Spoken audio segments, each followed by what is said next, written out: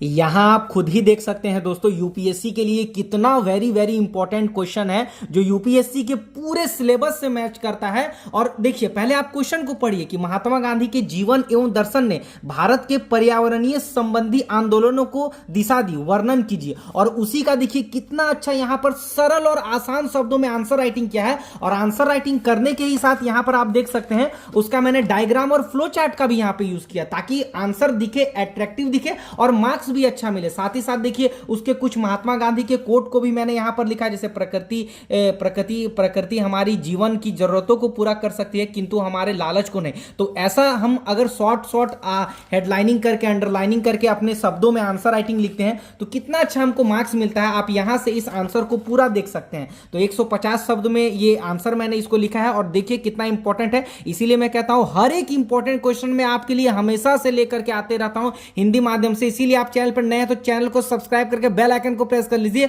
और इसको आप लिख लीजिएगा। स्टेट पीसीएस के लिए भी इंपॉर्टेंट है और यूपीएससी के लिए तो है ही, ठीक है।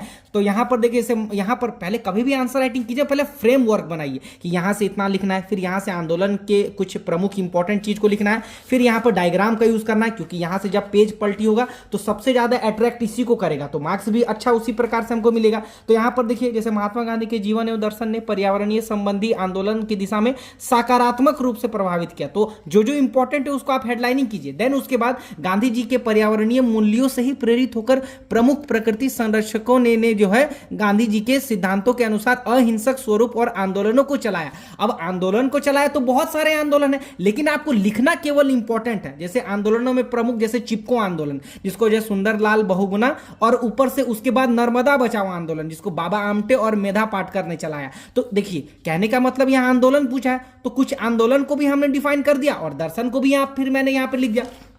देन चूंकि दर्शन की बात की है तो महात्मा गांधी जो है पर्यावरण के बारे में क्या सोचते थे उसको भी डायग्राम बेसिस पे लिख दिया। जैसे प्रमुख गांधीवादी पर्यावरण यहां पर विचारधारा को लिख दिया तो क्या क्या होगा, जैसे सत्य और अहिंसा पे जो है वो जो है आंदोलन चले, पर्यावरण पे आत्मनिर्भरता हो, उसमें स्वच्छ को एक प्रमुख सामाजिक माना। और आप अभी देख ही रहे होंगे कि स्वच्छता पे कितना ध्यान, मतलब कि किसी भी जो चलती हैं योजनाएं तो दिया जाता है। फिर एक ये बहुत इंपॉर्टेंट है, इसको आप लिख दीजिएगा ना तो बहुत अच्छा जो एग्जामिनर भी होगा वो देखेगा तो उसको भी लगेगा कि हाँ डीपली आंसर का अच्छे से जवाब दिया गया। जैसे ग्रामीण अर्थव्यवस्था को महत्व दिया गया क्योंकि गांव हमारे प्राकृतिक संसाधन के स्रोत हैं। और ये आप विश्वास नहीं कीजिएगा, ये एनसीईआरटी के क्लास 9th में भी इसका जो दिया गया है, इसीलिए कहते हैं ना एनसीईआरटी पढ़ो। फिर कई बड़े गैर संस्था समूहों ने भी सामाजिक पर्यावरणीय सरोकारों से जुड़े कार्यक्रम चला। जैसे सुलभ इंटरनेशनल एक कार्यक्रम था जो गांधी जी की प्रेरणा से सफाई कर्मियों, खास करके जो हाथ से मैला उठाते थे, उसके शिक्षा और उसके पर्यावरणीय जागरूकता के लिए चलाया गया कि उनके स्थिति को मजबूत किया जाए। फिर यहां ने गांधी जी ने क्या है, विभिन्न देशों से औद्योगिक विकास एवं आधुनिक औद्योगिक समाजों द्वारा पर्यावरण पर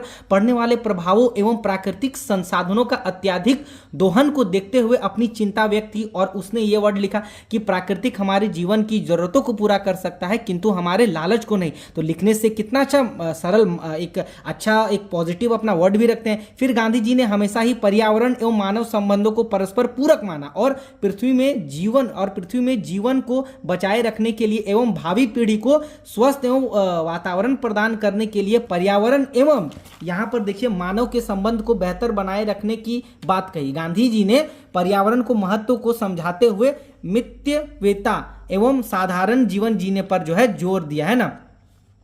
तो यहां पर देखिए कितना अच्छा आंसर राइटिंग करके इसको आपको समझाया है। बाकी इसको आप लिख सकते हैं कॉपी में, बहुत इंपॉर्टेंट है दोस्तों, इसको लिख लीजिएगा और घर में इसको प्रैक्टिस कीजिएगा। बाकी चैनल को सब्सक्राइब कर लीजिएगा और नोट्स के लिए आप हमारे टेलीग्राम ग्रुप में भी जुड़ सकते हैं, तो आप इसको सब्सक्राइब करके शेयर कर लीजिएगा।